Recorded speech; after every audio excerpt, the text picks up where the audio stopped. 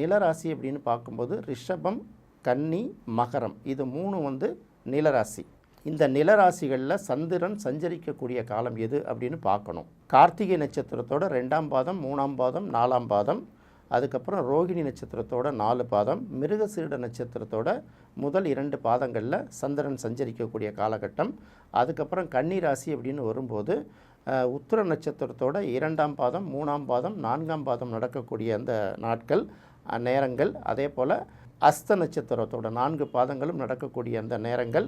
சித்திரை நட்சத்திரத்தோட முதல் 2 பாதங்களில் சந்திரன் சஞ்சரிக்கக்கூடிய காலம். மகர ராசி அப்படின்னு வரும்போது உத்திராட நட்சத்திரத்தோட 3 பாதங்கள், அதாவது 2, 3, 4ஆம் பாதங்களில் சந்திரன் சஞ்சரிக்கக்கூடிய காலம். திருவோணம் நட்சத்திரத்தில் சந்திரன் சஞ்சரிக்கக்கூடிய காலம். அவிட்ட நட்சத்திரத்தோட முதல் பாதம், 2ஆம் பாதத்தில் சந்திரன் சஞ்சரிக்கக்கூடிய காலம். இது வந்து நில ராசிகளில் சந்திரன் சஞ்சரிக்கக்கூடிய காலம். உங்களுடைய கால்கள் பூமியில் படுற மாதிரி நடந்துக்கோங்க அப்படின்னு சொல்கிறாங்க. அப்போ வாக்கிங் போகிறவங்க கொஞ்சம் நேரம் செருப்பு கழட்டிட்டு இந்த மண்ணில் தரையில் படுற மாதிரி நடக்கலாம். மண், நிலம் இது சார்ந்து உங்களுடைய உடல் அதோட படுற மாதிரி பார்த்துக்கிட்டிங்கன்னா அது வந்து உங்களுக்கு அன்றைய நாள் முழுக்களும் வந்து ஓரளவு மன உளைச்சல்களை எடுத்து மனசில் வந்து மன நிறைவையும் ஓரளவு லேசான உற்சாகத்தையும் கொடுக்குது இல்லையா. இதை தான் வந்து நிலராசிகளில் வந்து சந்திரன் சஞ்சரிக்கக்கூடிய இந்த காலங்களில் அது வந்து உங்களுக்கு ரொம்ப மன நிறைவாக இருக்கும்.